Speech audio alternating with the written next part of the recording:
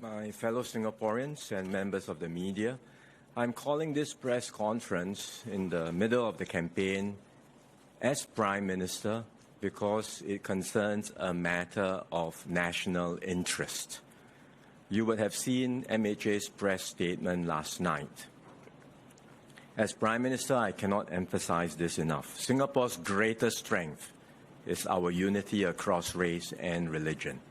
It is the bedrock of our multiracial and multi-religious society. And this is not accidental. It is the result of painstaking hard work and patient effort by generations of Singaporeans. In the past few days, we have detected online activity by foreign actors urging Singaporeans to vote along religious lines. They say, vote for so-and-so because he or she will better represent a particular race or religion. These foreigners targeted Singaporeans, and their social media posts were also widely shared within the Singaporean community. That crosses the line. Singaporeans may have different views about issues, but we cannot allow external actors to exploit whatever differences we may have to weaken us or to advance their own interests. Singapore's politics must be for Singaporeans alone to decide. And so we have blocked access to these posts. And we will continue to act firmly against any such actions. Foreign influence is one side of the coin. There are also other posts circulating online attempting to bring race and religion into politics. One example is a recent social media post by a Singaporean activist proposing that Muslims should vote for candidates that are willing to advance his religious agenda. These messages may be by Singaporeans, but we should also reject them. And were it a Christian, a Hindu or Buddhist group making the same demand, our response would be the same. Mixing politics with religion is unacceptable in Singapore. We have always taken a firm stance against this. First, it fractures the common space we share as Singaporeans. Second, once elections become contests of faith, all communities in our society will end up worse off.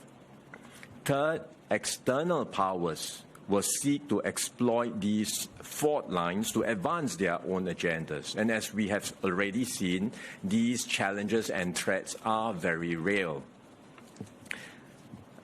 Now, this does not mean that we cannot engage and address the needs of our different communities or even talk about race and religion.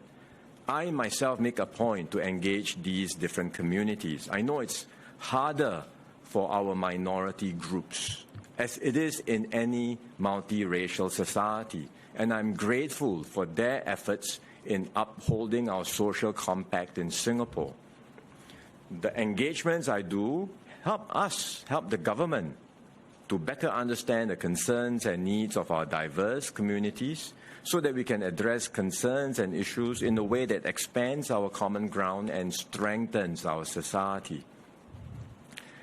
But such engagements are very different from identity politics, which we should firmly reject. What is identity politics? Identity politics means candidates and MPs appealing for support on the basis of race or religion and championing the interest of that particular group over other groups and over everything else. That's dangerous, because when one group jostles aggressively to assert its identity, others will organize and start to jostle back. And you can see how this plays out in countries everywhere. You end up fueling our worst tendencies, hostilities, and vengefulness across society. No one wins when this happens. The minority groups will fail to get what they want because the majority group will push back strongly and the minorities will find their space constricted. At the same time, the majority group will also live in the most unhappy society, where every issue comes down to race and religion. So no one is happy, no one wins. And in the end, we will be more divided than before. And Singaporeans, all of us, will pay the price. So I call on all political parties to make their positions clear on this matter. This is not a partisan or party matter. This is a matter of national importance. In particular, I invite the leaders of all political parties to make their stand clear, not just on foreign interference, but on two fundamental principles. First, that identity politics has no place in Singapore. Second, that we should never mix religion and politics. At the end of the day, whatever our differences, we are all Singaporeans first and foremost. I thank Singaporeans of all races and religions for having supported this multiracial and multi-religious approach all this while, which has enabled us to build a successful and harmonious Singapore. I am confident that even now, the majority of Singaporeans across all racial groups support this approach. I ask Singaporeans to continue doing so. Then we can protect this oasis of peace and sustain our exceptional harmony for many more years to come.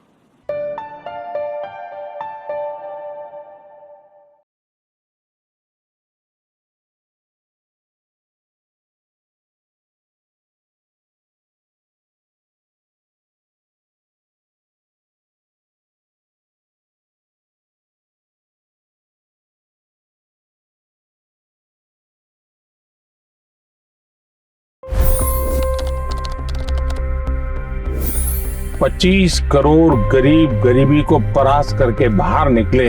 For the good of our nation, let's work together and let's truly make America great again. The fastest news breaks. Requested PM saying that look, you will have to speak to Putin and to Zelensky. The biggest newsmakers. The relationship with India is probably the most important bilateral relationship the U.S. will have for the rest of this century. The capital delivered quite an election result today. Expert analysis. The million-dollar question today is how to stop this dance of death. Ground reports. I'm standing at the crossroad of the Kumbh Mela. Behind me are more than 100 entry guards. Long-form interviews. Exclusionary politics is reflected in Manipur case as well. You don't bother because this is a small state. Deep dive into burning issues. It's often said DRC could be the richest country in the whole world. It's because of what sits underneath. Why exactly did the US topple the Sheikh Hasina government? HT videos. We don't just break news, we break it down.